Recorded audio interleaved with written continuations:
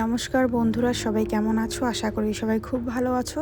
তোমাদের জন্য আবার নতুন একটা রেসিপি নিয়ে চলে আসলাম। আজকে বানাবো লাচ্চা পরাঠা। তো লাচ্চা পরাঠা কীভাবে বানানো হয় সেটা তোমাদেরকে দেখিয়ে দিই। খুব সহজভাবে আজকে বানিয়ে দেখাবো তোমাদেরকে লাচ্চা পরাঠা।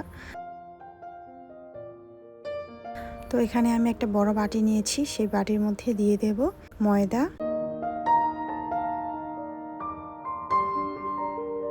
এবার এর মধ্যে দিয়ে দেবো স্বাদ মতো লবণ, আর দিয়ে দেব গুঁড়ো চিনি 1 চামচ। এবার দিয়ে দেবো 2 চামচ গুঁড়া দুধ, দিয়ে সব কিছু খুব ভালোভাবে মিক্স করে নেব।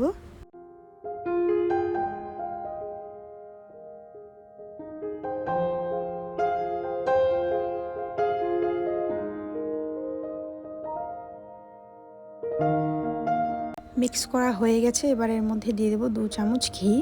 ঘিয়ের পরিবর্তে আপনারা সাদা তেলও দিতে পারেন। তো দিয়ে খুব ভালো করে আমি মেখে নেব ঘিটার সাথে ময়দাটাকে, যাতে করে খুব ভালোভাবে সব কিছু মিক্স হয়ে যায়। তো দেখতেই পারছো বন্ধুরা, আমার খুব ভালো করে মিক্স করা হয়ে গেছে ময়দাটা, সেই জন্য মুড করলে মুড হয়ে যাচ্ছে। তো এবার এর মধ্যে একটু একটু করে জল দিয়ে একটা ডো বানিয়ে নেব।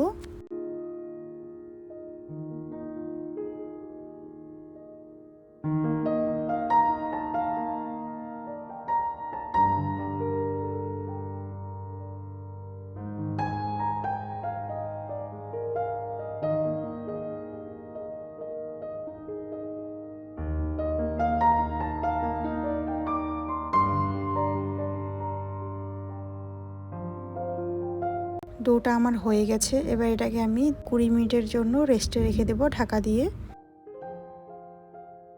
এবার একটা বাটির মধ্যে কিছুটা আমি সাদা তেল নিয়েছি, কর্নফ্লোর 2 চামচ দিয়ে একটা মিশ্রণ তৈরি করে নেব। খুব ভালো করে মিক্স করে নেব তেলের সাথে কর্নফ্লোরটাকে।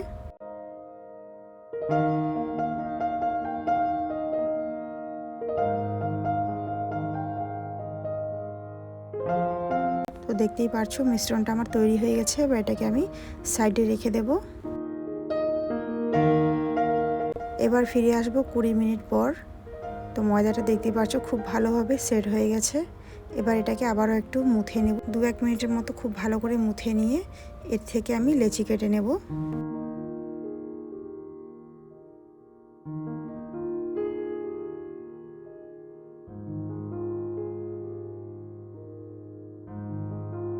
এবার হাতে তালুর সাহায্যে গোল করে নেব লেচিগুলোকে।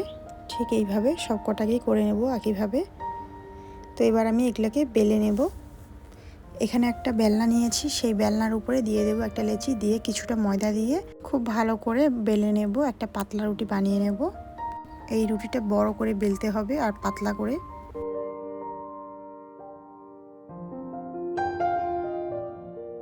তো দেখতেই পাচ্ছ বন্ধুরা কতটা পাতলা করে বেলে নিয়েছি।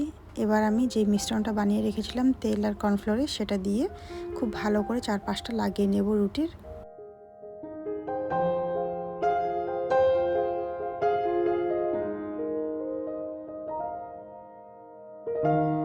এবার সাইড থেকে একটা চাকুর সাহায্যে আমি কেটে নেব রুটিটাকে, পুরো পাতলা পাতলা করে কেটে নেব। যতটা পাতলা পাতলা করে কাটা হবে পরোটাটা ততটাই টেস্টি হবে।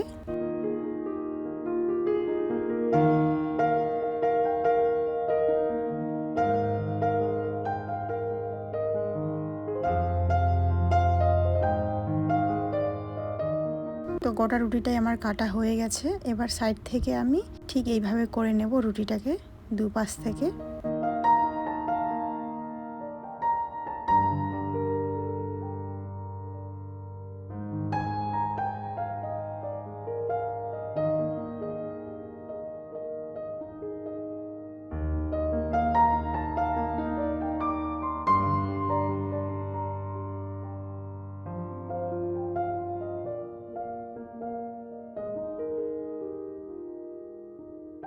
এবার সবগুলোকে হাতের মধ্যে নিয়ে হালকা একটু করে টেনে টেনে একটু লম্বা করে নেব। এবার সাইড থেকে আমি ফোল্ড করে নেব।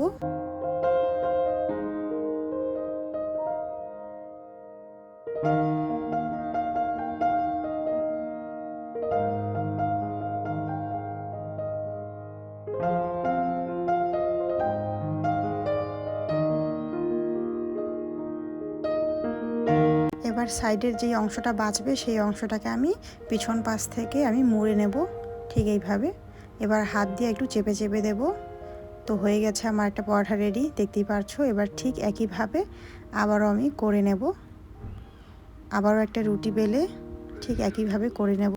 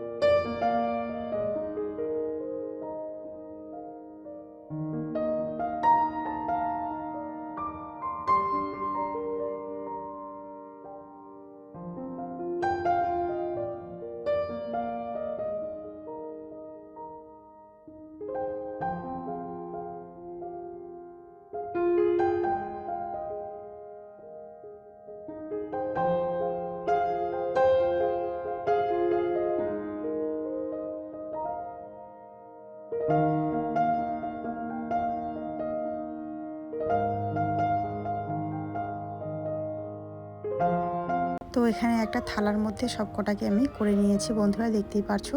এবার এগুলোকে ভেজে নেব। কড়াই দিকে বসিয়ে দিয়েছি, হালকা একটু সাদা তেল দিয়ে দিলাম কড়াইয়ের মধ্যে, দিয়ে ব্রাশ করে নেব।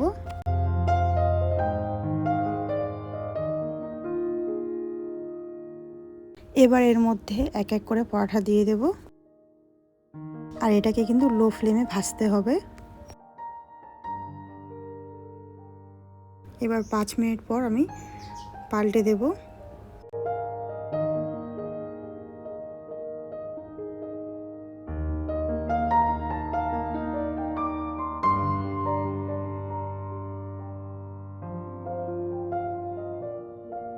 এবার উপর থেকে কিছুটা তেল ব্রাশ করে দেব।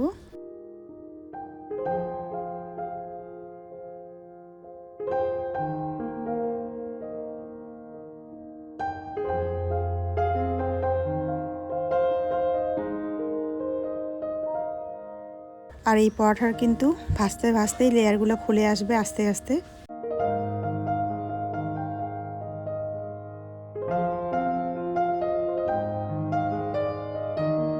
তো পরোটাগুলো আমার ভাজা হয়ে গেছে বন্ধুরা, দেখতে পারছো। এবার নামিয়ে নেব এক এক করে।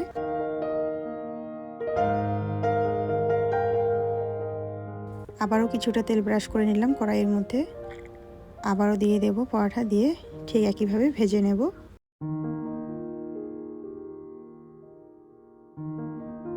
যদি ভাজতে ভাজতে লেয়ারগুলো না খুলে আসে পরোটার, তাহলে ঠিক এইভাবে একটু প্রেস করে দিলে আপনি লেয়ারগুলো খুলে আসবে।